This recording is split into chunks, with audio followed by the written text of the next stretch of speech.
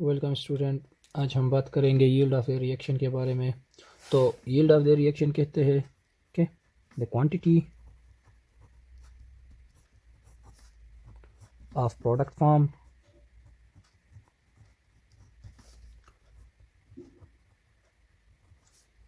In a chemical reaction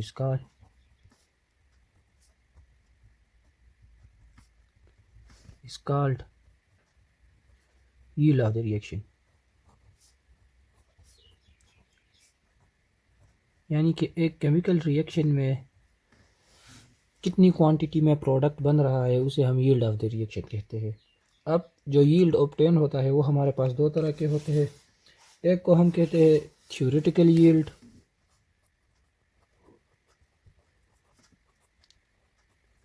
अब theoretical yield कहते हैं कि जो क्वांटिटी ऑफ प्रोडक्ट हम एक बैलेंस केमिकल इक्वेशन से कैलकुलेट करते हैं उसे थ्योरेटिकल यील्ड कहते हैं।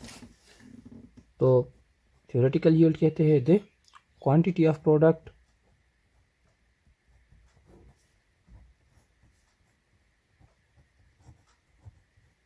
calculated from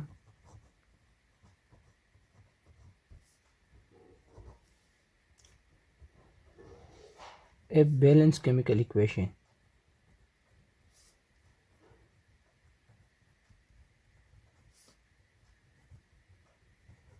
equation is called theoretical yield. यानी एक केमिकल इक्वेशन से अगर हम ये कैलकुलेट करें कि उसमें कितना प्रोडक्ट फॉर्म हो रहा है तो उसे हम थ्योरेटिकल यील्ड कहते हैं। फॉर एग्जांपल इस तरह ही है, सोडियम और क्लोरीन रिएक्शन करके हमें सोडियम क्लोराइड दे रहे हैं, लेट सपोज। तो इसमें अगर हम देख ले तो 1 मोल मतलब 23 ग्राम ऑफ सोडियम रिएक्ट कर रहा है 35.5 ग्राम ऑफ क्लोरीन से, और हमें प्रोड्यूस कर रहा है 58.5 ग्राम ऑफ सोडियम क्लोराइड। तो ये 58.5 ग्राम जो प्रोडक्ट हम ऑब्टेन कर रहे हैं इस बैलेंस केमिकल इक्वेशन से, इसे हम थ्योरेटिकल यील्ड कहते हैं। और ये बात याद रखनी चाहिए कि थ्योरेटिकल यील्ड जो है ये हमेशा जो मैक्सिमम यील्ड ऑब्टेन होता है वही होता है। मतलब थ्योरेटिकली हम मैक्सिमम यील्ड हासिल कर सकते हैं लेकिन एक्चुअली नहीं कर सकते। अब इसकी दूसरी टाइप हमारे पास एक्चुअल यील्ड है। तो एक्चुअल यील्ड कहते हैं कि जो प्रोडक्ट हम एक रिएक्शन करके हासिल करते हैं या एक्सपेरिमेंट के बाद जो प्रोडक्ट हम हासिल करते हैं उसे हम एक्चुअल यील्ड कहते हैं। यानी the quantity of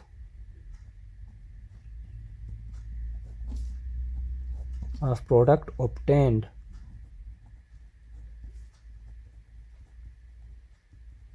the quantity of product obtained experimentally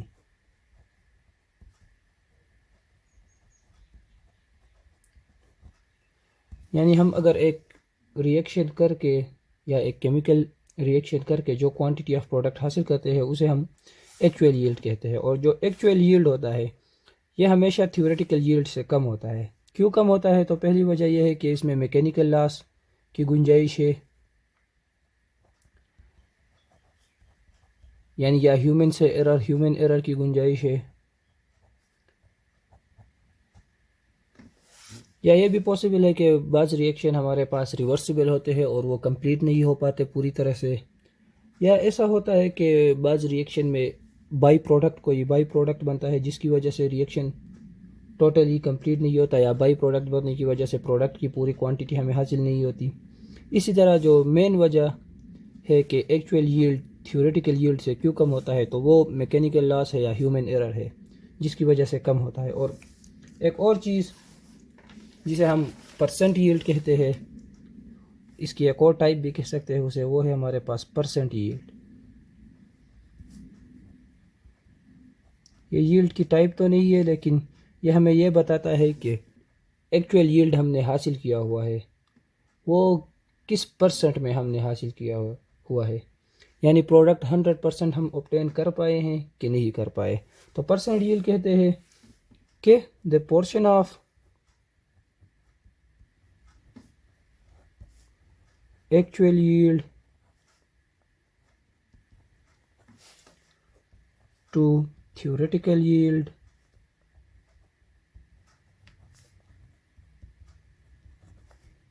in 100 parts, यानी 100% में से हमने कितना परसेंट प्रोडक्ट अचीव किया हुआ है, उसे हम परसेंट यील्ड कहते हैं। अब हम परसेंट यील्ड किसी भी रिएक्शन में कैलकुलेट कर सकते हैं, वो इस तरह के, जैसा कि हमने कहा था percent yield is the proportion of actual yield, इसको AC से जाहिर करते हैं लेट, और the proportion of actual yield to theoretical yield in 100 part. इस तरह हम एक रिएक्शन में परसेंट यील्ड कैलकुलेट कर सकते हैं। फॉर एग्जांपल चले एक क्वेश्चन ही कर लेते हैं कि थर्मल डिकम्पोजिशन ऑफ, एक सवाल है हमारे पास, thermal decomposition of 100 grams of sodium bicarbonate NaHCO3 produces 60 grams of sodium carbonate। तो हमें कह रहा है कि सोडियम कार्बोनेट कैलकुलेट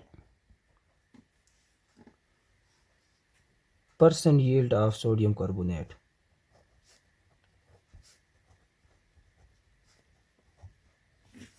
तो इसके लिए हम रिएक्शन लिख लेते हैं। चलिए दूसरा पेज ले लेते हैं।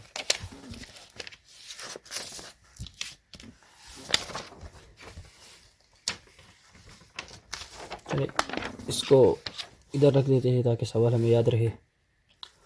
तो हमें पता है कि जो रिएक्शन हमें दिया गया है, या थर्मल डिकम्पोजिशन ऑफ, अगर हम सोडियम बाइकार्बोनेट ले लें NaHCO3, सोडियम बाइकार्बोनेट की थर्मल डिकम्पोजिशन हो रही है, यानी हीट हम उसको दे के डिकम्पोज कर रहे हैं।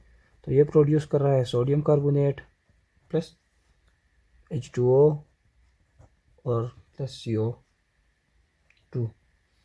अब हमें एक्चुअल यील्ड पहले से दिया गया हुआ है कि इधर ही देख लें कि 60 ग्राम ऑफ Na2CO3 प्रोड्यूस हो रहा है। मतलब एक्चुअल यील्ड हमारे पास पहले से दिया गया है कि एक्सपेरिमेंट में सोडियम बाइकार्बोनेट को जब हम हीट दे रहे हैं, थर्मली डिकम्पोज कर रहे हैं, तो वो हमें 60 ग्राम सोडियम कार्बोनेट दे रहा है। ये पहले से एक्चुअल यील्ड हमें पता है।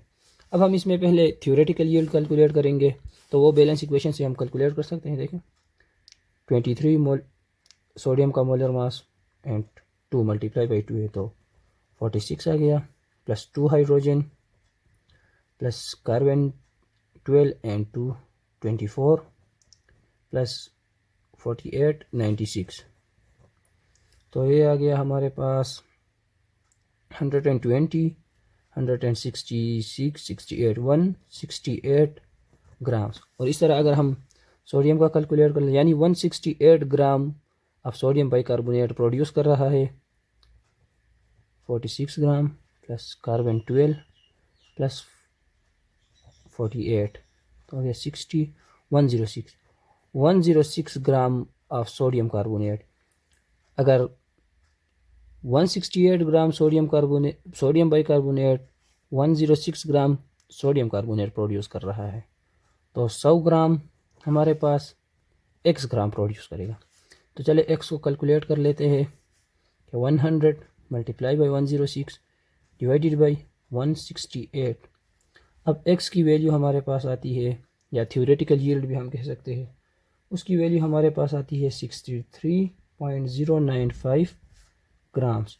तो ये हमारे पास क्या हो गया, थ्योरेटिकल यील्ड हो गया। यील्ड हमारे पास आ गया 63.095 ग्राम्स। अब हमें पता है कि जो परसेंट यील्ड है,